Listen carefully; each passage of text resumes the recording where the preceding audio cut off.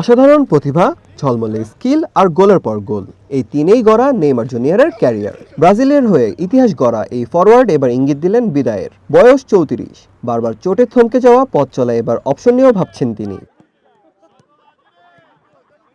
Brazilian channel কেসকে দেওয়া সাক্ষাৎকারে Neymar বলেন, ভবিষ্যৎ নিয়ে নিশ্চিত নন তিনি, তবে এখনই সব শেষ নয়, কারণ সামনে রয়েছে আরেকটি বড় স্বপ্ন।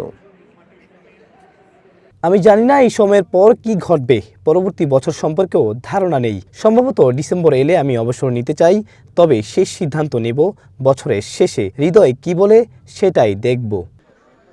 গত বছরের শুরুতে সৌদি ক্লাব আল হিলাল ছেড়ে শৈশবের ক্লাব সান্তোস এফসিতে ফেরেন নেইমার। লক্ষ্য ছিল নিয়মিত খেলা আর দ্রুত ফিট হওয়া, কিন্তু সেখানেও চোট পিছু ছাড়েনি। ডিসেম্বরে হাঁটুর অস্ত্রোপচার করাতে হয় তাকে। দীর্ঘ পুনর্বাসন শেষে সম্প্রতি বদলি খেলোয়াড় হিসেবে মাঠে নামেন তিনি। সেই ম্যাচে 6-0 গোলের বড় জয় পায় সান্তোস। পোলেস্তা লিগের কোয়ার্টার ফাইনালে ওঠে দলটি।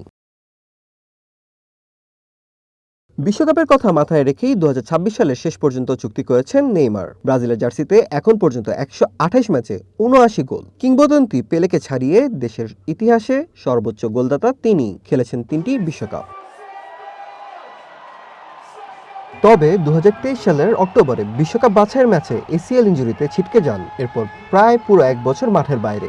জাতীয় দলে ফেরার পথে সবচেয়ে বড় শর্ত fitness. Brazil coach Carlo Ancelotti স্পষ্ট জানিয়েছেন, শতভাগ ফিট না হলে দলে সুযোগ নেই।